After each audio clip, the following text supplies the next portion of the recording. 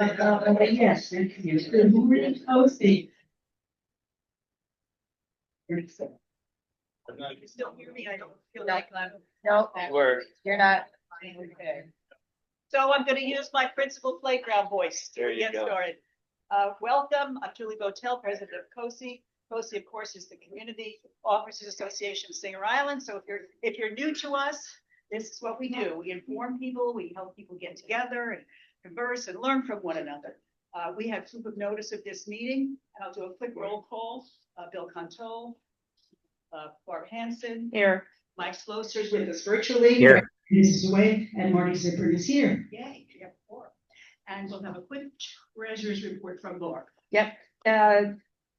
Close of business on Friday, our balance was $4,542.37. We've had, there are probably a dozen associations that have not yet paid their 25-26 dues. So if you belong to one of those associations, then you can see me afterwards, and to see if your association has paid their dues yet for this year. Excellent.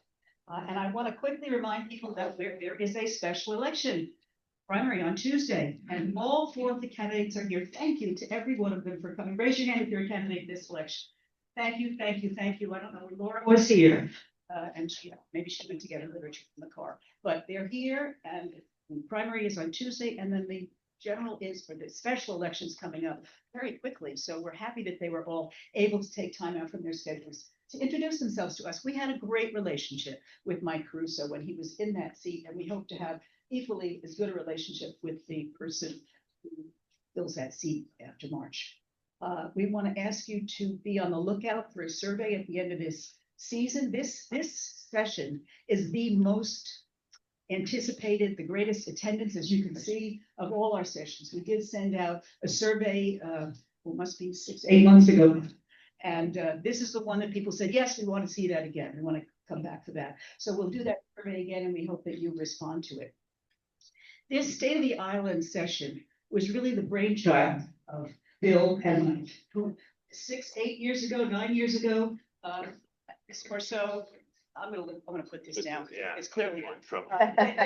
a speaker didn't pan out. And so at the last minute, they said, what are we going to do? What are we going to do? Let's do like a state of the nation, state of the union thing. And that's how this was created. So it's always been the most well-attended session of the COSI season. And we're happy to have 3 representatives here today to speak with us. So I'm going to get started right away. Glenn Spiritus, of course, as you know, is our council person for District 4 in Riviera Beach, Singer Island. Glenn is going to give us an update on all things Singer Island from his perspective. Thanks, Glenn. Right, thank you. First, I'd like to welcome everybody to the Waterglades. Oh, and thank you. I should have said that. But thank you for coming here. We love to host it. We usually do it once a year. Yes. Here and welcome. I am the president of Tower 100 here at the Waterglades. I've lived here since 2000, and I love it here. You can see it's paradise. Now the city, I've been your councilman now for, I guess, a year and a little more than 10 months. Julie Botel, by the way, was my predecessor and did a wonderful job representing District 4. So I know we all have the same issues. I mean, they don't change from year to year. It's the same issues. We all know Lozman, right? Big issue. He who shall not Right? be named. Right? Beach erosion, big issue, right? High-rise development, big issue, right? Same issues have been going on. Water, same issues that have been going on for years, probably since I moved here. I mean, nothing's really changed. Sometimes we make some progress, sometimes we go backwards, then we make progress. But I think we're making progress now in leaps and bounds, and that's what we're going to go into. And I promise you that I'm going to hit every one of these issues, and you'll have an opportunity to ask questions, because I know you're all going to have questions and your own opinions on things. And I'm going to try and do my best to answer those questions. You know, there's some of these situations are in litigation, and I will not be able to get into it in great detail. But I'm going to try and get as much information to you as possible. And I can certainly meet with you on one-on-one, you know, later on. But when you say it publicly and you're in litigation, you have major issues. So let's start with the water plant. Everybody's heard about the water plant, and you know that's been an issue for years. people were saying, oh, the water is fine, there's nothing wrong with the water. Well, let's do a little history. First of all, our friend here from Palm Beach Shores, they're the ones who built the water plant that's there right now. People don't realize that Palm Beach Shores actually built our water plant, our water wells. They put our infrastructure in place years and years ago. So we have a lot to be thankful for, with Palm Beach Shores. They're great neighbors and we're all one island. It's no difference whether you cross that street or not, you're still on Singer Island. But the main issue right now is that our water plant is a lime water plant. It's a dinosaur. They don't make them anymore. Nobody, I don't even know any of them that are really functioning other than ours, probably in the state of Florida right now. But we have spent a substantial amount of money, millions of dollars, to bring that plant up to snuff now, and we should be getting really good water out of there. We spent millions and millions and millions of dollars in just the last 2 years on the existing water plant. Now, if you go back to 2013, we had an engineer's report that said that water plant is in cardiac arrest. Engineer's report. I've never seen that before in an engineer's report. Cardiac arrest, you should knock the water plant down, don't put any money into it, build a new water plant. Well, we didn't do it, obviously. If we would have done it then, we would have saved a substantial amount of money. We would have had a new plant. We would have had to do some upgrades to the plant now, but we would have had a new water plant for a heck of a lot less money than we're doing now. How much is this water plant going to cost? If you've been watching the utility meetings, now, by the way, the city council is your utility district board. We just change our hats. This was done years ago. That's a whole story on how that happened, but the city council is your utility district board. So we make all decisions concerning the utilities in the city, which is your water, sewer, etc. This became a real major issue, really, I guess about 5-6 years ago. We started realizing that there were major problems with getting just clean water out to the people. And I can tell you that we've made some major changes in the last 2 years. You no longer have the utilities director you had before. You no longer have the assistant utilities director. You no longer have the plant manager, the assistant plant manager, and the compliance officer. We cleaned house. They're gone. We have all new people here now. We have a wonderful executive director of our utilities district right now. His name is Joshua Neiman. We stole him from Deerfield Beach. He's wonderful. He grew up in the water industry from the bottom all the way up to the top. And he is wonderful, very knowledgeable. He has a new assistant director who is an engineer and grew up in Riviera Beach.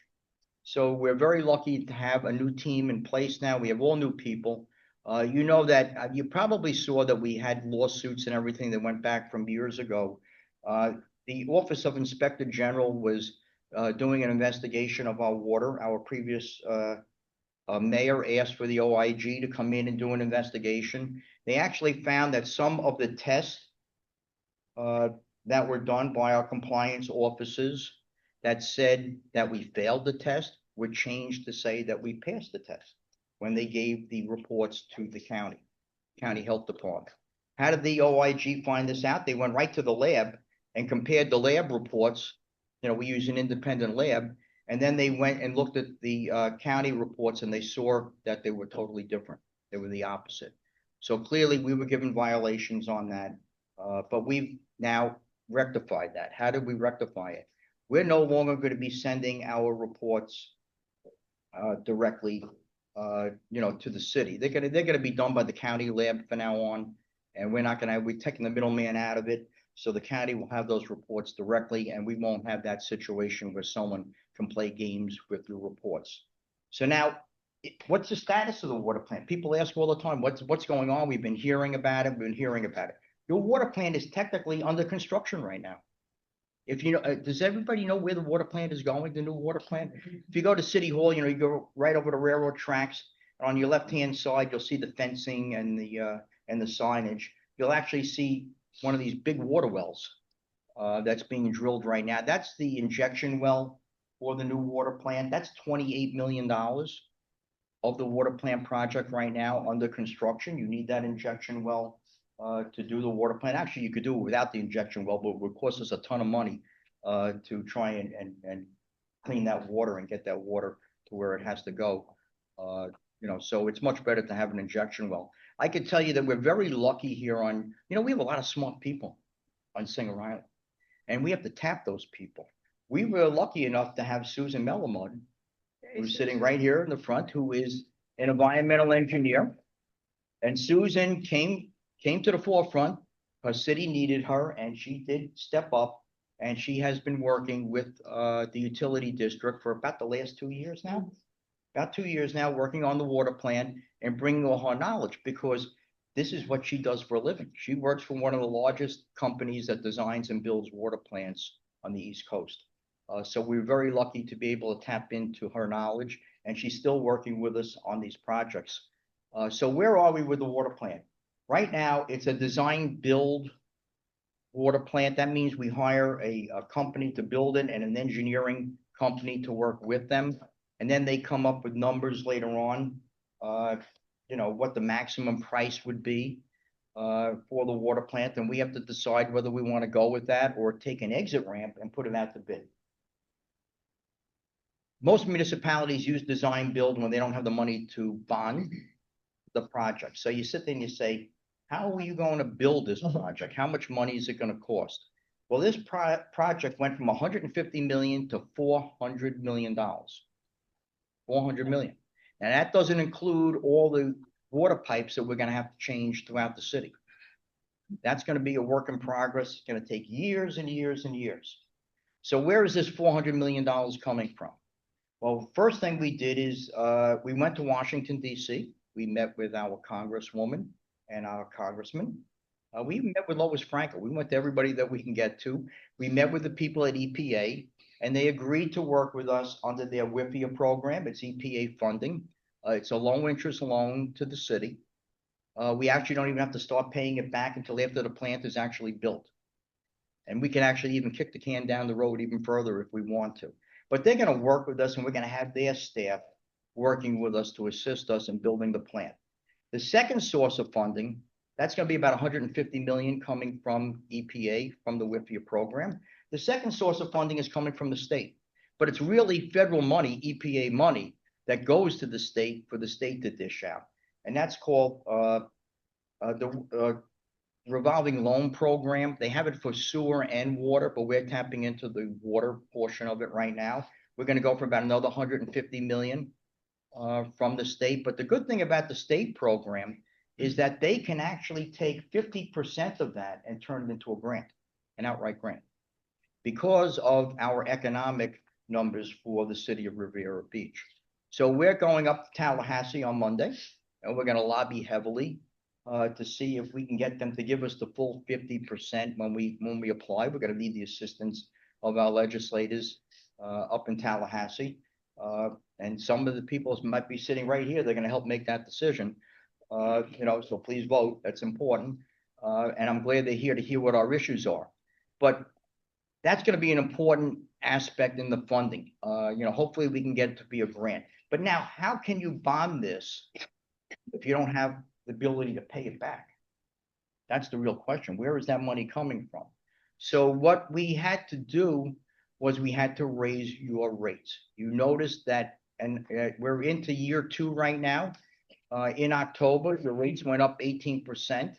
They're going up again. So those people that are doing your budgets for your condominiums or your civic associations, please keep that in mind.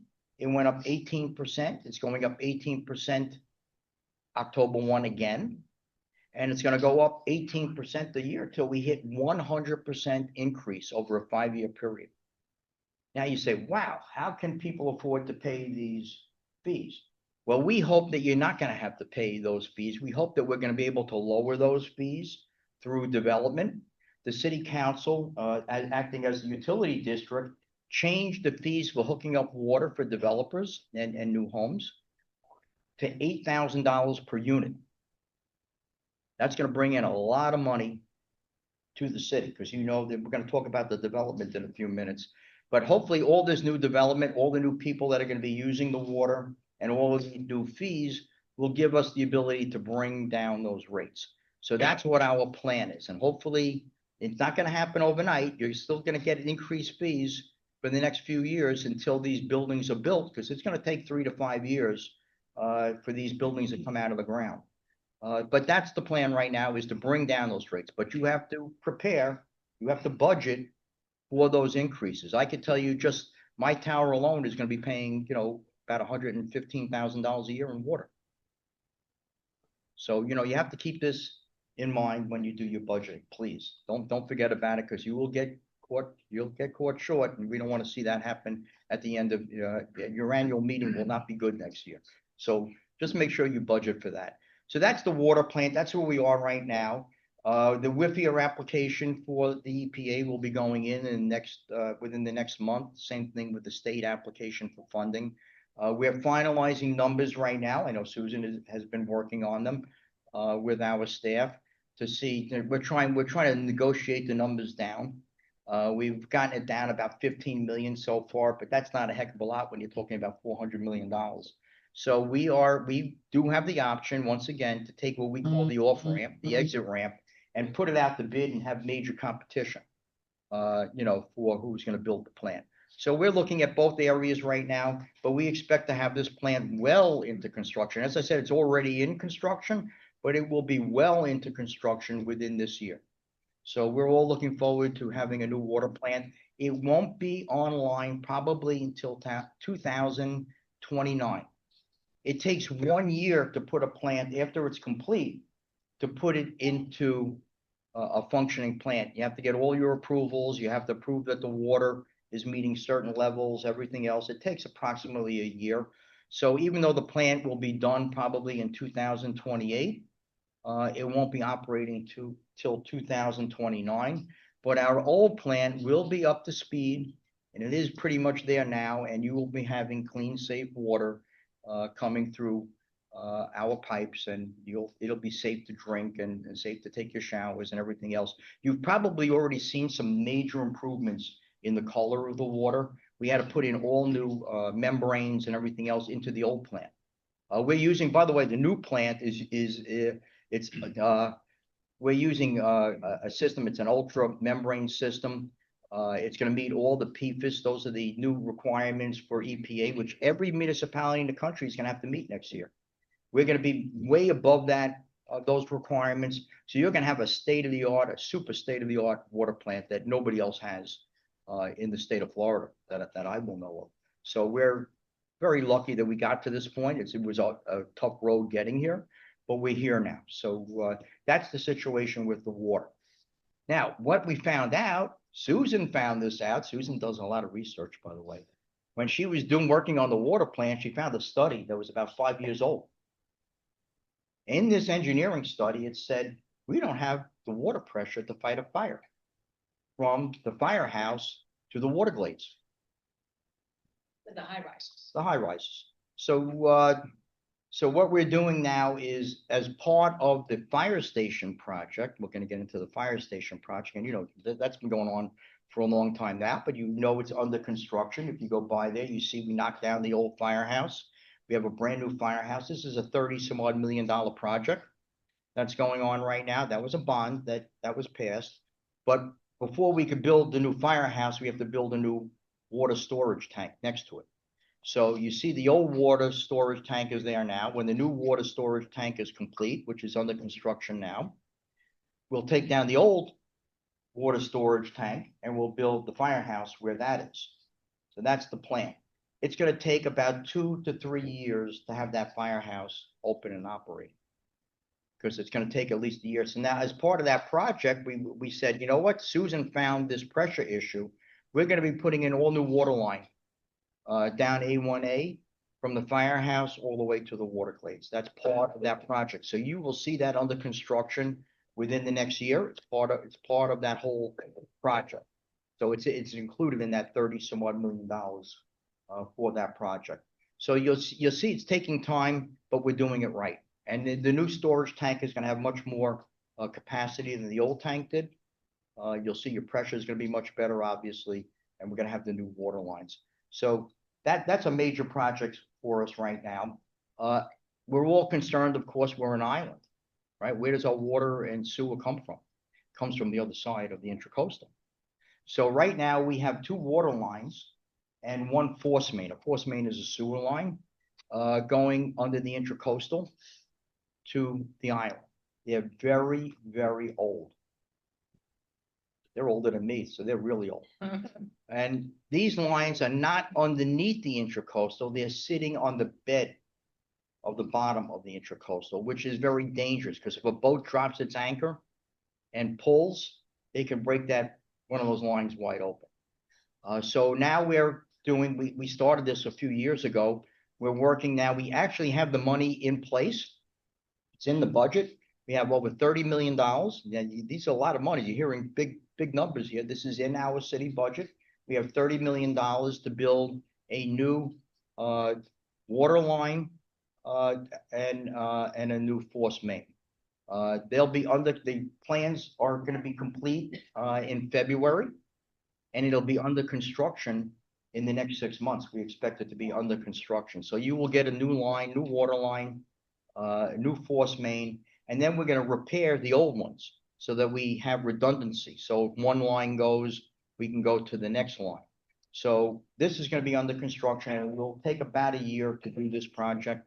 But we have that all under control now. And of course, this will be under the bed of the Intracoastal, and we already have all the approvals. So this is going to be a quick project, and we've been looking forward to it for years now, and you're finally going to see it happen.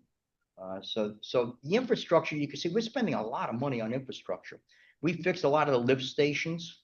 Those of you who live in Palm Beach Isles, for the last couple of years, you've seen us ripping up the lift stations and coming in with heavy duty equipment and replacing most of the motors and pumps. And we repaired most of those lift stations are in great shape right now on the island. So we've spent a lot of money on that. We've spent close to, I would say, what we have earmarked. I mean, I'll add on the park at the Ocean Mall. We're planning on doing some upgrades at the Ocean Mall Park. We want to build a boardwalk there. We want to build, new tennis courts, pickleball courts, new recreation equipment. Right now, we have $3 million in the budget for this project. We expect to add another $2.5 million within the next year. So it's going to cost us about $5.5 million to do that. But a lot of people want to just go and look at the ocean and not get in the sand. So hopefully that will help, and hopefully it'll help the businesses there. You do have parking issues. You know that I spoke out against the paid parking. We charge now for parking if you go to the Ocean Mall and if you go to the marina. The first 2 hours is free, by the way. Just so you know, if you park in the back lots, in back of the stores towards the Sands Hotel, you'll see that you can park there for the first 2 hours for free. But then you start paying. The spots that are right up against the beach, those are premium spots. You're going to pay a lot of money if you park there. So you're probably better off going to the back of the building and saving some money if you're planning on staying there more than 2 hours. I just thought that it would be best to wait another few years for the development and for more people to be using the Ocean Mall. We do give discounts, by the way. If you live in Riviera Beach, you can go online, you can buy a pass for $50 for the year, and you won't have to pay for parking. So please, we encourage everyone to do that. The city manager said he's going to have staff come to all of the condominiums and work in the lobbies and sell the passes as well to make it easier for people, because not everybody is IT fluent. So we're going to do that right in the condominiums as well. So look for that. That should be happening in the next few weeks. Start seeing staff people in your condominium to sell those passes. So if you add up all the infrastructure of what we're doing so far, what we have on the horizon, probably about $76 million on Singer Island alone. I'm not including the water plant, obviously, because that's another $400 million. But on Singer Island alone, $76 million. That's probably more money that's been spent on the Singer Island infrastructure probably in the last 50, 60 years. So we are making a tremendous amount of progress to bring us up to speed. You're going to see, by the way, I know everybody liked it when we did the Pine Point Road, and we did Bimini, and we did Gulfstream, we did the repaving and it's remilling, repaving projects. We did those already. We expect in the next few months to be doing all of Palm Beach Isles and all the Sugar Sands. So they will all be done. We're including speed bumps, by the way, in Sugar Sands. They asked for speed bumps. So we'll be including that in the project. We already did some other minor work there with stop signs and no parking and that, but we're gonna be doing some major projects there in the next few months. So like I said, $76 million plus being spent on the island right now. That's a lot of money. So we're being heard. They're listening to us on the mainland. Now let's get to beach erosion. That's obviously everybody who lives in a condo sees it every day. You know that we lose the sand on the north end of the island. It gets caught on the south end of the island because the wave action, the littoral flow goes from north to south. So it all gets caught on the jetty at the inlet and builds up the beaches there, but we lose it here. One of the main reasons why we lose sand here at the north end of the island is because, and this is interesting, MacArthur Park will not let any sand be placed on their beach. Now, they used to let sand be placed on their beach, but not anymore. So what happens is the Waterglades becomes the source of sand for those beaches south of us. So when we get sand, we end up losing it and it goes to the beaches further south. That happens regularly. We did sign a 10-year agreement with the county to replenish our sand, the sand dunes. We have to qualify this. It's basically for turtles, for turtle nesting. That's the only reason that we're able to get this money for the dunes is the turtle nest, not to protect your property, but to have a place for the turtles to do nesting. The county decided last year at the end of their project that they were finished doing the project and they walked away. Their contractor had to go up to Virginia. They didn't want to do any more work. So the city spent $600,000 and we did our own project. For the first time, we did our very own beach renourishment project. And we built dunes over at Via Delfino and at, and at Seawinds. So that was $600,000 just for that strip. Now, Via Delfino has a large beach. I mean, it's pretty wide. But that cost us $600,000. We have $1 million budgeted right now. We're looking to get another $1.5 million. So we're gonna do a sand replenishment project. We only have until March. We're working on the permitting right now. You know that everybody's building seawalls, right? Everybody got tired of being vulnerable. And you are vulnerable, by the way. We know that a type 5 hurricane is going to hit here sooner or later. And by the way, it doesn't have to be type 5. It could be a type 1 hurricane that hits at high tide. It can cause the same amount of damage as a type 5 hurricane hitting at low tide.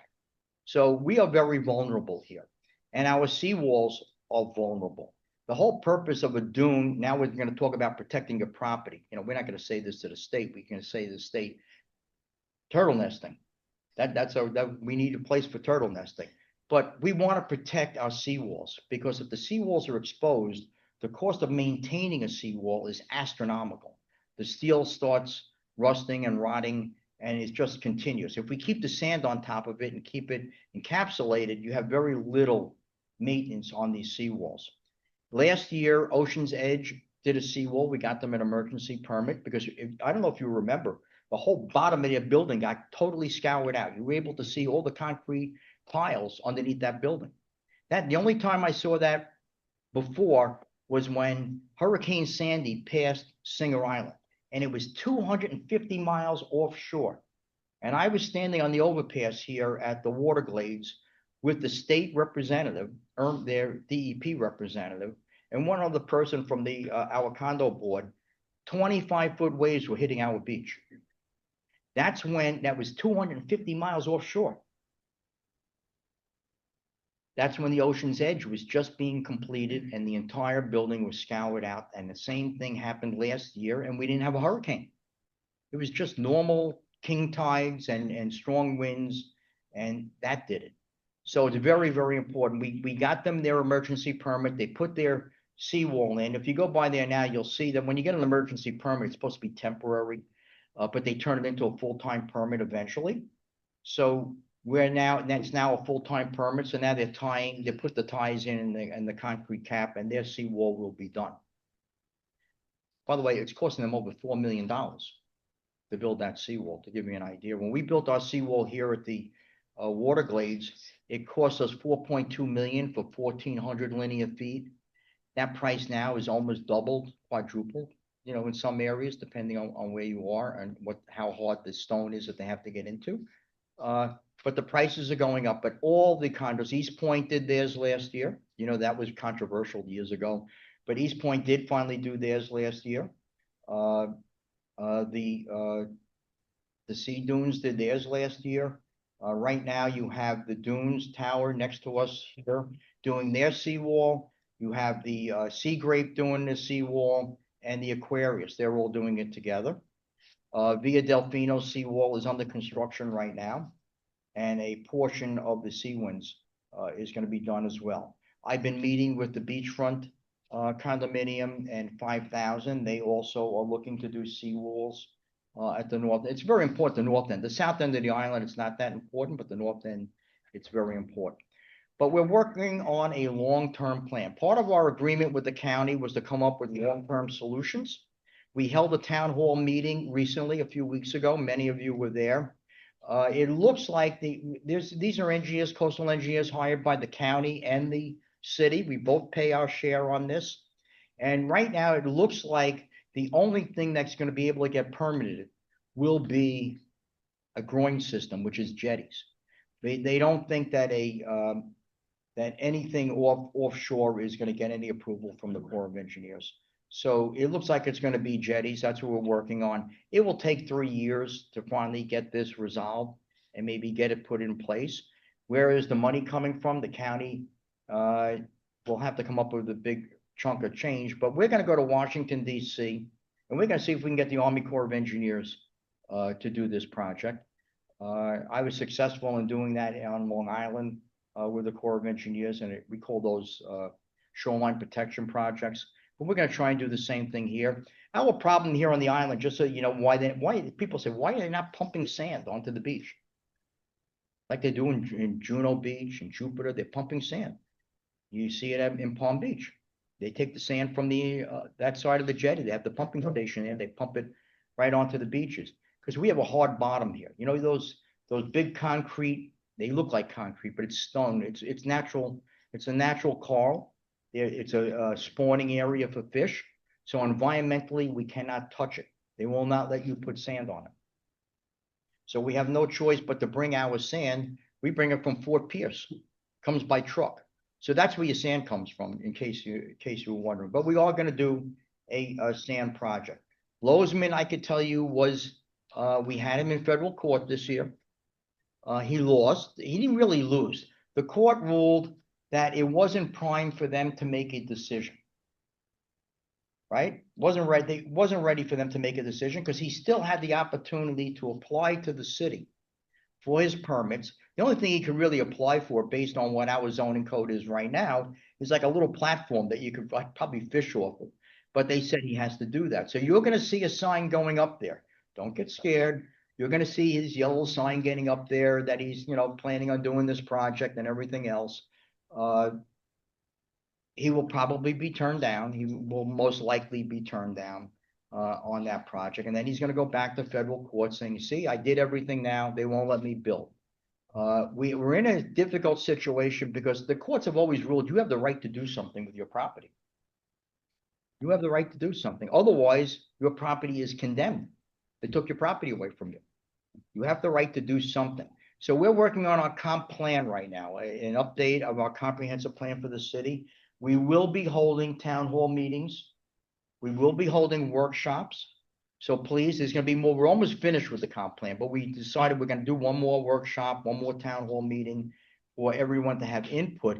But we're going to have to put something in there that makes it look like he could do something with his property. So it might be one floating home every 20 acres, you know, something like that. So the staff is working on that so that we can hopefully win in court against Mr. Lozman. So that's the plan. So we're still fighting Mr. Lozman. So I think we hit every topic. Is there anybody have any questions or any specific? Yes. Jetties, how is it gonna affect the south end of Blue Island? You're gonna have to build the jetties all the way from the north end to the south end. You have to build jetties probably about 100 every 100 yards. You have to put a jetty. Questions. Right. People want to know how is putting a jetty in going to impact the south end of the island? And you have to build a jetty about every 100 yards, because it catches the sand on the north side and you lose sand on the south side. So if you build them up, what you'll have is the beach will build up on angles and it'll be stabilized. It all depends. That's what they're studying now. That's what the coastal engineers are studying now. How long do they have to do it? You know, how long will a jetty be? Will it be 250 feet? Will it be 300 feet? Will it be 50 feet? That's what they're studying right now to see what that'll be. I should just say, on February 21st, Sue Milliman is gonna do a whole session on beach erosion, so be there, Right, okay? Be there. Where? yes. Not COSI at meeting, Westlake, at COSI meeting. Corniche. At Corniche. Corniche at nine. At 9 Let's o'clock. do this one and you'll go next. Okay, yes. That's a construction project. The construction project for the Blue Heron Bridge, you mean, which project? Oh, the building, all right, the high-rise buildings, right? I knew I wasn't gonna get away with that one. That's a very, very controversial. You know, I've been fighting over development for the last, 6, 7, and I'm a developer, by the way. I just believe in smart growth. This is not smart growth at the south end of the island. The south end of the island was put into what we call an IHC PUD zoning district, which is part of, you're allowed to have those districts now in the CRA district. And the south end of our island is a community redevelopment agency district. By the way, the city council is your CRA board as well. We just change our hats and we have another meeting. So we're the CRA board. So what this says is you can actually build, and you have a MEOP program, which gives you the ability to get additional floors in this district as well. Actually, almost on a whole island here. Gives you additional floors if you pay money for affordable housing, or you build affordable housing into your project, which they're not gonna do. So this happened in 2022, 2023, the city council passed an ordinance stating that you can do the zoning in all CRA districts. It was not the intent to include it on Singer Island. If you look at the CRA plan, it's not consistent with the CRA plan. And you're supposed to be consistent with the CRA plan. There's questions whether it was done legally or not. This is all being looked at by staff right now, but please, please continue sending letters to the city council. The city council sees those letters.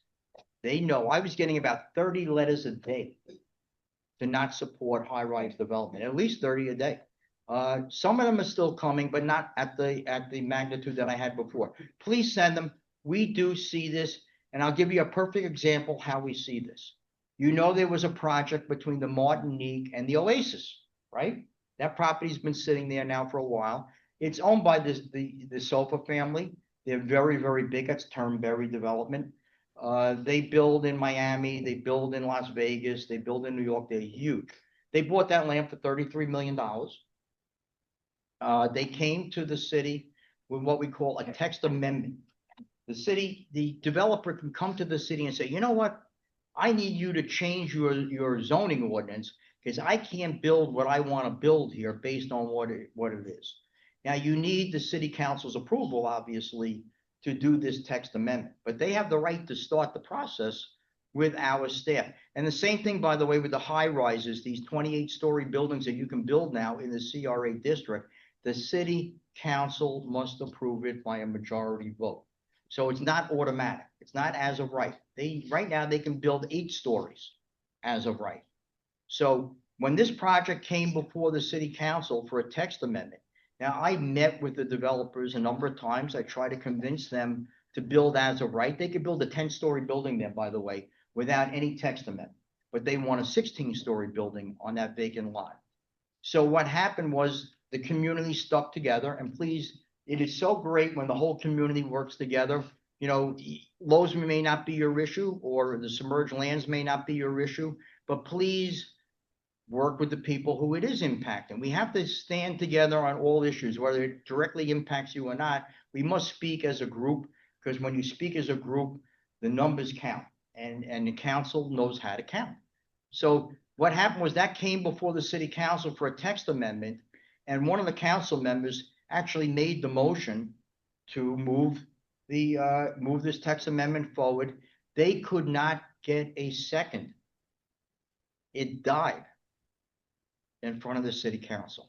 And we had many people there to speak, by the way, against the project, but it never even got to that point. That shows that the council is listening. The mayor and the council hear what you have to say. So please, please send those emails, send those letters. Yes, one more. That, I don't remember if it was Julie, somebody sent an email with some form letters for us to send to you. I think that's why you were getting it. Yes. You got that again? That was great. Yeah, because I think that if we get that, then we're free to express our minds and we'll send it to everyone. Yeah, that was great. I was even getting petitions, by the way, so. We'll get that out again. I know Bill Yeah, is. so that was good. So there was one more question, this I gentleman. Quick one. Yes. As far as you talked about a proposed boardwalk by the ocean, is that on a wish list or is that gonna happen? And the second one is on the parking. If you're handicapped, do you pay to park in the handicap spots? Nobody can give me that answer. That is a great question. And I could tell you that I had this conversation with the city manager yesterday. And I said to him, in West Palm Beach, if you're handicapped, you don't pay for parking, and everybody knows it. Here, nobody knows anything. We don't have anything with that. So we're gonna look into that, but that is a major point, yes. I talked to a, Riviera Beach officer the other day. He said, we cannot give tickets. It's operated by a private company. There's a white car that goes around. You'd have to ask them, and I never Well, saw the white Well, car. that's a great introduction to me introducing who's sitting here right now is Major Glenn Meyer. And Glenn, by the way, great name, by the way, Glenn Meyer. But Major Meyer is in charge of Singer Island, policing wise. He grew up in this community. He grew up in Lake Park. He knows the community. He won our Employee of the Year award this year. He's just fantastic, and we're very lucky to have him. He may not want me to tell you this, but he does more than policing. He's also a public works specialist. He worked with us when we were doing the remilling and repaving of the roads on Island Way and Beach Road. He was out there in his clothes, working with the contractors, making sure they were doing for the city what they were supposed to be doing. So he's very talented, and we're very lucky to have him with us. So thank you, Glenn. Oh, thank you. Thank you. So hometown, Palm Beach County, lived here since 1974, born in New York, but moved here when I was 8 months old. So I know he's gonna make sure I declare New York City, but love Riviera Beach. This is your hometown police department. That's what we're here for. I've worked for the city for about 20 years and I've been in government operations for 32. So, as Mr. Spirit has pointed out, I've been happy to do anything that the city needs, whether it's working with the Public Works team, working with Utility Special District, Joshua Neiman, and also being part of the Emergency Operations Center for the city of Riviera Beach as well. So we know we wear many hats in Riviera Beach. And if there's anything that I can do for you guys, I'm glad to do it. We're not going anywhere. This is your hometown police department. So we're committed to finding real solutions. I'm a road patrol operations guy, so I just moved over to this position in the last month. So that's why I still wear my regular gear, which top first, right? But I want to make sure that we're safe. So if you guys have any questions or concerns, please feel free to reach out to me. I'm available anytime that you need me. And you hold a meeting at the Ambassador Club every We month or whatever? absolutely do, yes. So we run community meetings at the Ambassador Center, which is 1229 East Balearian Boulevard. We actually meet each Monday with our team. And anybody who wants to come the second Monday of the month is welcome to do that. We also started a Code of Ordinances assessment that we're working through the CRA district throughout the city. A lot of projects we're working on. I know that we're time limited this morning, but if you're interested in knowing what we're doing, what we're working on, whether it's through the Marine unit, the Beach unit, the CRA unit, the PAL program, Victim Services, I oversee all of those departments for the police department. So anything that you need from us, please don't hesitate to ask. Thank you, thank you. Thank Major. you. Thank you. so much. Major, thank you. Thank you, Glenn. That was Okay, a great. thank you, overview. everybody. We have And two- I'm accessible. we You have- have more questions? We have two more, The boardwalk. Oh, the boardwalk. Okay, that's good question.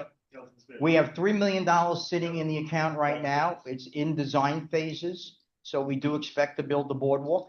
We're looking for the additional 2.5 million in our budget right now to do the whole park, which will be pickleball courts and new tennis courts and other recreation equipment. So yes, it's gonna be a real project. And residents, we just have 2 representatives, and we want to leave time for everybody to ask questions so that we can hear from all the representatives here. So if we can just give, because he gave a comprehensive overview, so we're not gonna be long. We'll give our overviews, and then we'll be able to ask questions to all 3 representatives. Couldn't have said it better.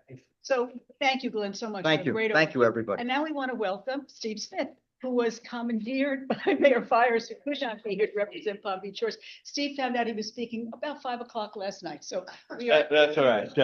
Welcome his update from Palm Beach. Appreciate the opportunity, and Mayor Fires just couldn't make it, but I'm a current commissioner with the town of Palm Beach Shores. Should I say, Glenn, the better part, south part of the island, right? We collect Good, all thank your you. sand, and thank you very much. But so I've been involved with the town for about 5 years now, and no different. We're really intertwined with the city of Riviera Beach. Obviously, as Glenn pointed out, we rely on them for our water, our sewers, our EMS service. We have a contract with them, so we couldn't exist without it, and we enjoy the good relationship. So our year, just a year quick overview, was not much different, just on a much smaller scale. But if we had to sum it up, it was infrastructure. We spent a record amount of money. Some long-term projects came to close, but it was all about building the infrastructure. We finally, after many delays, a 5-year-long project of undergrounding our utilities was complete. So now on the south side of the island, we have no utility poles, no overhead wires. All of our utilities are underground. We have, it was a long time, and surprisingly, while it was took a lot longer than anticipated, but it came in actually under budget. But we have 3 switches we put in also. So on paper, I'll just say on paper, on the plans, when we have 3 separate feeds to the south end of the island. So really, we'd have to have a loss of a major power outage on the mainland for our little section to go out. So we'll see, hopefully not, but in the real world, how that works. So that was completed. No more poles. Everybody's happy there. Not only for aesthetics, but also for power grid strengthening. And then we did repave some roads. First time we've done that in a long time, and I'd like to thank Riviera Beach for plugging their little section to meet it up to Blue Heron. So thank you so much. So that was consistent there. And then we also completed a dredging project. So we dredged the channel from about Sailfish Marina all the way to right about Haven Cannon Sport Marina. First time that's ever been done. Really big project, about $4.5 million. 3.5 million was from grants, both from the state and from fine. And then we had our community marinas on our side and some in Riviera Beach and North donate money to it. And the whole goal was to widen the marina for the increased boat traffic. And again, the sand had settled in. The only downside to that project, it went off without a hitch, on time, on budget, was and maybe some residents on that side appreciate it, but it got rid of a lot of the sandbar that a lot of people would boat up to, raft up to, and party on and create a lot of noise. So they're not happy about the project, but everything else is. We're really small, about 2,000 residents, but we had a record year of growth. A lot of people buying legacy properties and rebuilding. We completed almost 12 new homes. We came on board with the Icon building was completed and on the inlet, and that turned out really nice. And the town council just approved in the last meeting in December the final permits and variances for a new condo building. They call it Oceanfront, but on our town parking lot where the old Sea Spray was. So no height variances, just to make it fit on the plot. And they're going to redo our town parking lot. So that'll start construction right now this month, and be a change there. So looking forward, big changes politically in our town. For the first time in over a decade, our complete mayor, vice mayor, and town council, every seat but one is up for election in March. So stay tuned for that. And then we're looking forward to continuing with the EMS contract. Of course, we love the clean water, and we appreciate all the residents and the feedback. I'll just echo that. Even our small town, we are representative of the residents, and what we don't hear, we don't know. So feedback's really important. So I appreciate it. Any questions from the little south end? So I can't make a comment on pending lawsuit. We do have our share, just like the bigger cities. So we had 2 ongoing. I'll just give a quick recap. The Dish lawsuit that we won, and Dish appealed, went to federal court in Atlanta, and they just vacated that. So that one's done. And we do have an active lawsuit still going on that. Wondering how much it's cost to date that lawsuit. So to date, between the 2 in last year, we spent nearly $1 million on legal fees, which is outrageous. So it's just money. Some people would have more fun lighting dollars on fire, but unfortunately, I think we'll be out of both this year. So stay tuned for that.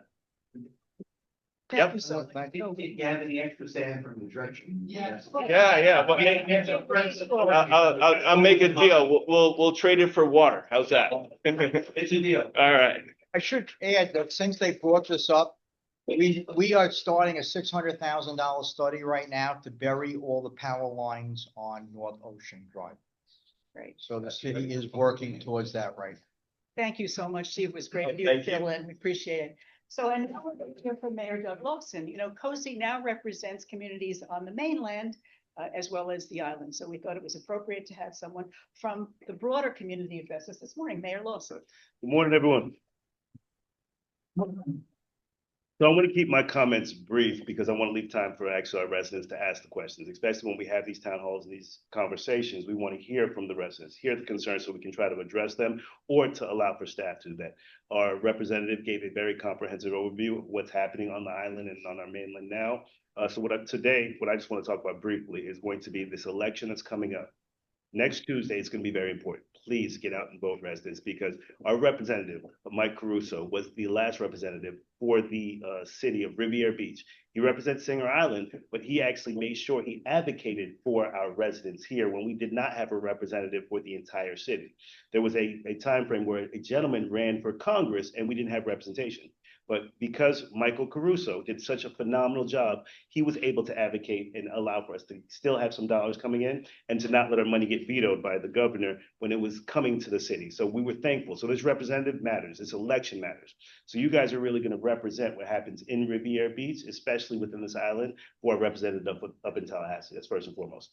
Again, I'm Douglas Lawson. I was just appointed as mayor in March of this year. So I'm just honored to be here, to be able to speak and be able to support what's happening throughout our entire community. More importantly, I've served on the council for the last 7 years as your at-large representative, so I understand the governance of what's happening, making sure that we're fiscally responsible to our taxpayers and to our residents. It's funny, Major Myers actually says he was born up in New York. I was born there and I lived there for the first 5 years of my life. I moved down here when I was very young. So a New Yorker at heart, Riviera Beach through and through. So it's just an honor to be here this morning. I want to introduce our staff that's here. I have Representative Horace Towns. He represents Dr. Glenn Spiritus, legislative aide. He's a former housing commissioner for the city, Horace Towns. And my chief of staff, Mr. Eric Range. He actually has served as the board chair for Minorities for Medical Marijuana. He worked up in Tallahassee for years, and he also provided support where he actually got the city just recently a grant that we're being awarded on the 28th of this month up in Washington with the U.S. Conference of Mayors to support childhood obesity in our community. So it's phenomenal that we have amazing leaders in the team because we're your representatives, but your staff is the one that actually moves and runs this community. Those are the ones that actually get things done in our community. We're just the voice from our residents, but the staffers. So these are the ones that you're going to go to when we need to get things done throughout the city. The EPA, as Dr. Spiritus said, we have a confirmed meeting for this month on January 30th. Before we take any meetings, our state and federal legislators wanted to make sure we had projects that were actually shovel ready. All the projects and conversations we've had, we did not have our guaranteed price. We did not have an actual shovel-ready project. So they would say that looks good, but until you're prepared to actually get those shovels in the ground to go build up, we can't provide some of the funding and resources. So now that we have shovel-ready projects, we're gonna really be aggressively going after some of these dollars. Myself and Dr. Spiritus will be in Tallahassee next week, and then possibly in DC. We're scheduled to be there on the 29th and 30th, and we have representatives that we're gonna be meeting with. And last but not least, the development that's happening throughout the city. Marina development is currently in a solicitation process. We'll be reviewing that in the next few weeks, where they're gonna be developing the marina, which is at the base of the bridge on 13th Street. That's gonna be bringing some restaurants, a hotel, and some other development throughout the community. And then we also have our City Hall facilities. So City Hall is actually currently in negotiations, and we negotiated an ITN with the developer.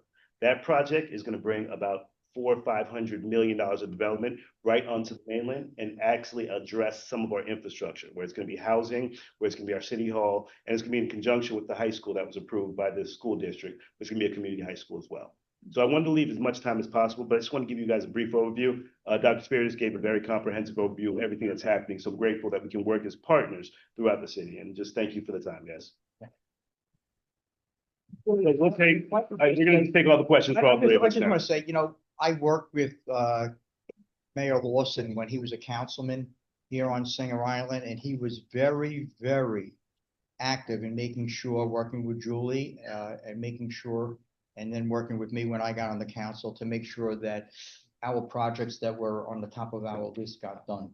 So we have a lot to thank Mayor Lawson for over the years. A lot of the projects that I spoke about, he was very much a part of and still is very much a part of. So thank you, Doug Lawson, for being our mayor. We appreciate it. And more importantly, thank you to COSI, because they actually give us an opportunity and a voice to be able to talk to the residents and tell you guys about what's happening.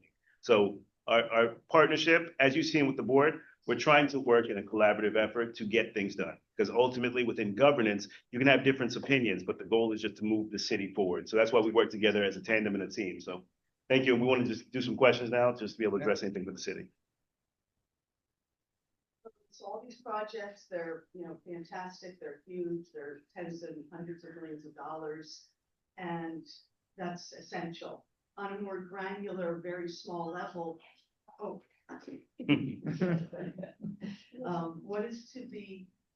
do we think about the beautification? I've written to you about this a number of times, of our entry into Singer Island from the Blue Heron Bridge. I mean, dilapidated signage, chain link fences, arbitrary banners promoting their own local business. I'm a commercial property owner, landlord in West Palm Beach. And if I want to put gravel down instead of grass, I have to pass code. There doesn't seem to be any of that in this town. And on a smaller level as well, just the businesses, the frontage of the businesses, they're not pretty, they're not attractive. I think a sense of community needs to be kind of infiltrated here on that level. I know it's granular compared to everything we're talking about today. It's not But granular. it's really important because I Okay. think all the towns along the coast here, from here to Miami, the towns that have excellent, exceptional property values have villages. We have the property for a village, but there is no sense of village because it is California down there. That PNC Bank there being a construction site for years, I don't understand it.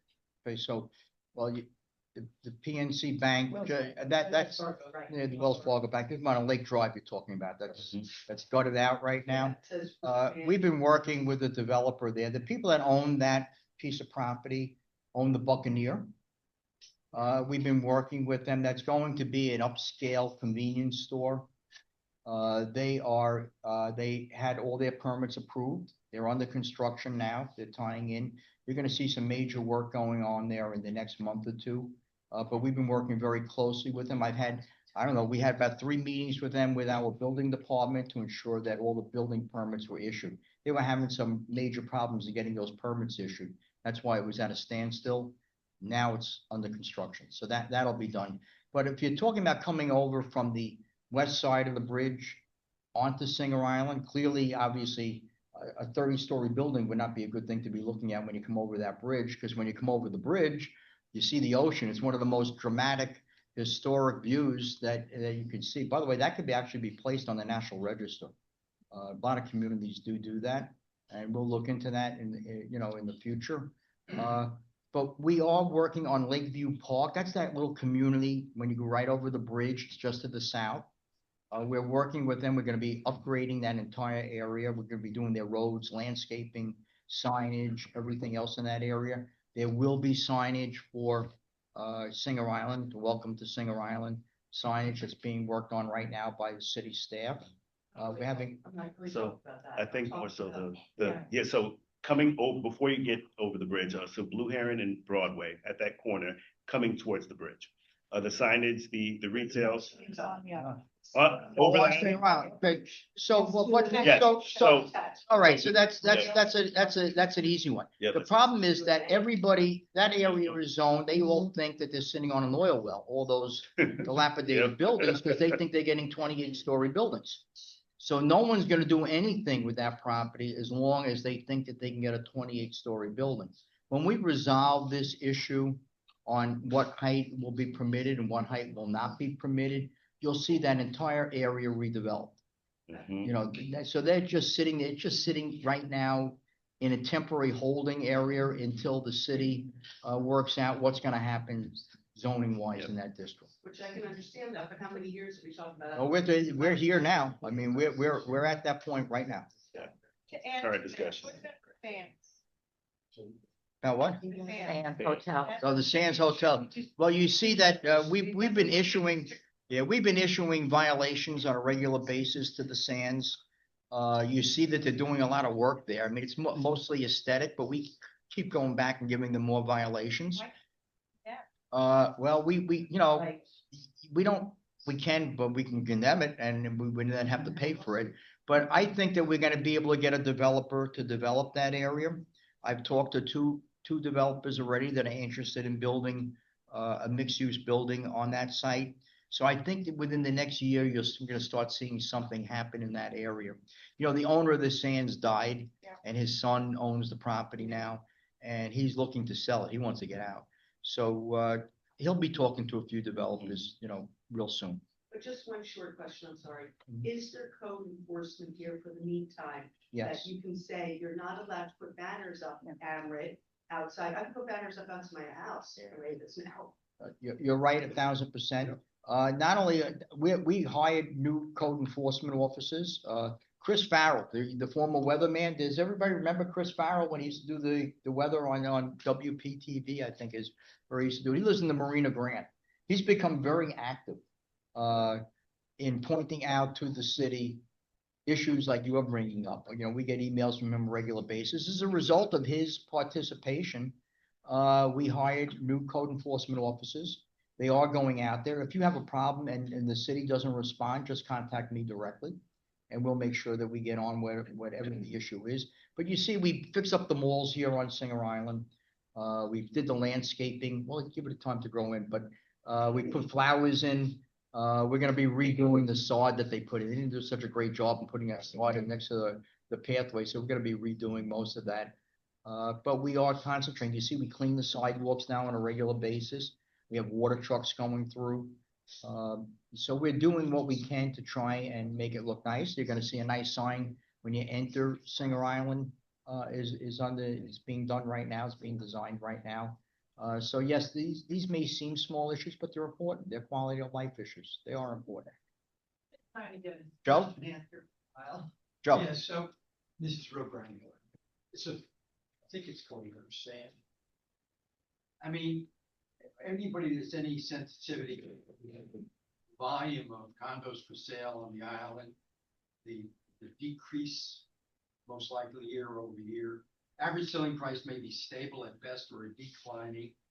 And we have people that visit, you say the north end of the island. I think the north end of the island, which begins maybe 5 or 6 buildings from here. You say north end of the island, taking us all the way down to about 5,000. That's like 60% of the island, right? And you have a few buildings there with beachfront, but by and large, all these buildings are deficient of beachfront now. And we were blocked last year because of seawall development. We can't access the beach. We've heard now that the county is more or less, I'm not sure they're reneging, but they're more iffy because of more seawall being built on the island. We can't access the beach to dump sand. And then we're fighting the tides, okay? We can't change that. That's Mother Nature. But if we don't do something, I mean, and the project and the study takes us to 2030. And protection of the seawall probably, by and large, is really only gonna be taken care of with more sand, okay? Or else you're gonna have seawalls that look like, down at the reaches where you see 50, 60 feet of seawall exposed. So, I don't know. I mean, we've had emergency deliveries of sand for a couple of 3 buildings, but we have 3 or 4 buildings here now getting a brand new seawall, but we have another 3 or 4 buildings before East Point with no beach. And I don't know why we're vacillating on sand replenishment, and why can't we get it done? Well, Joe, we are going to do, as I said before, we're going to do a sand project this year. We're working on the permits right now. We have until March 1st, as you know, because of the turtle season. But the city will be doing, and we will be hitting the Connemara. We're gonna try and head north and go as far as we can with the money that we have. So we expect to have about 2 million, 2.5 million. It usually costs, just so you know, $2.5 million every time we do a beach replenishment project. But Susan is gonna speak about this at the next COSI meeting. She'll go into it in greater detail. One of the problems, though, just so everyone understands, is that we're not a public beach. If we were a public beach, it'd be really easy. There'd be much more money available to us. But because our beaches are private, we don't have that access from the state or federal money for public beaches.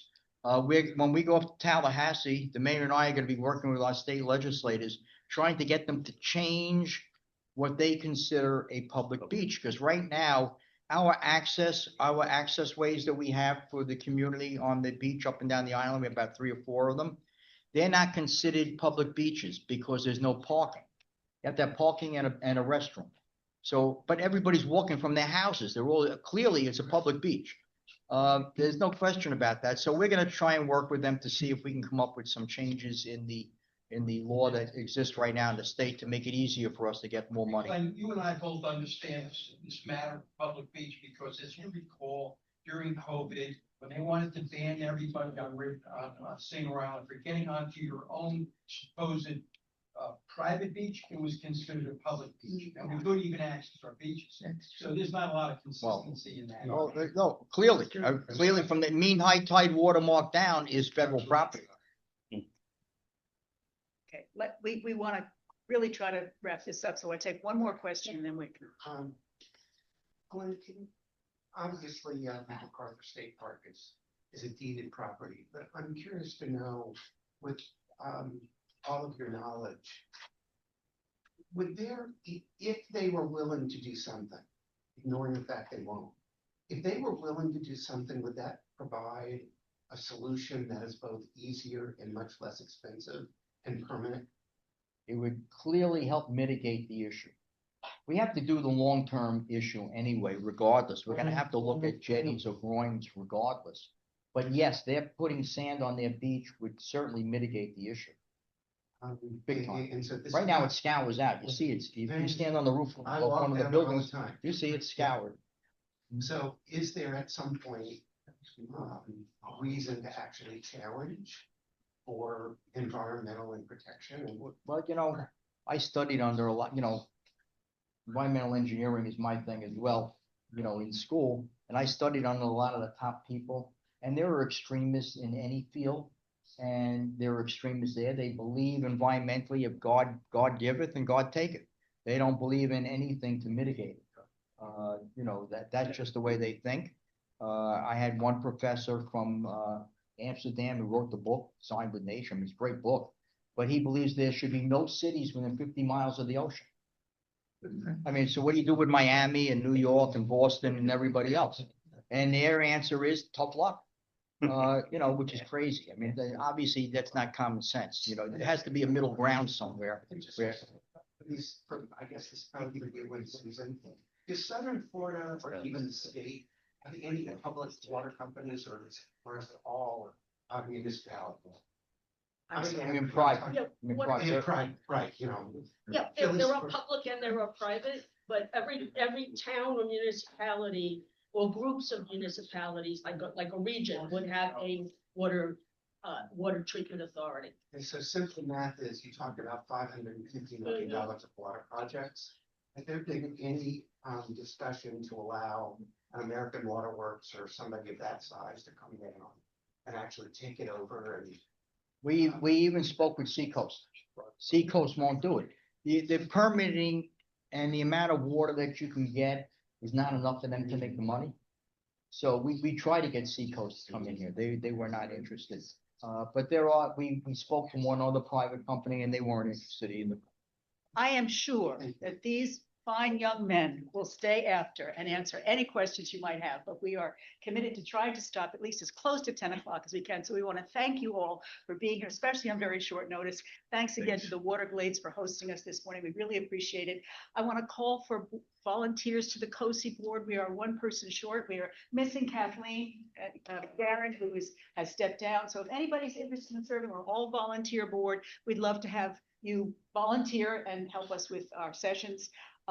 We want to remind you to check our webpage for upcoming meetings. Our next meeting, thank you, Sue Ellenlund, is going to be on February 21st. We open the meeting at 8:30. We actually start at 9 and hope to be done by 10, but you know, we somehow always bleed a little bit over. And that's at the Corniche Condominium at 5200 North Ocean Drive. That's saving our shoreline, the latest in beach erosion solutions, what the city and county are doing to protect our beaches. Please be on the lookout for our survey at the end of the season, recommended topics. I want to remind you that we have an election coming up. We thank the board. All of the candidates are here. They have some information up here on the front table. Be sure to stop by and pick them up if you have any questions for them. At least 3 of them are still here, so it would be wonderful to hear from them. And that's the primary on Tuesday. I think I've covered everything. Oh, no, last little quick plug for this Singer Island Rotary. We have the pancake breakfast coming up. And we have St. Patrick's Day. We're going to do it now. Here's my card right here. Free St. Patrick's Day. We're going to do corned beef and cabbage on St. Patrick's Day. The money we raise all goes to scholarships for local kids. So we appreciate that support. You'll see it on the webpage. Thank you all for being here. We really appreciate it. Let's get a quick picture of the board.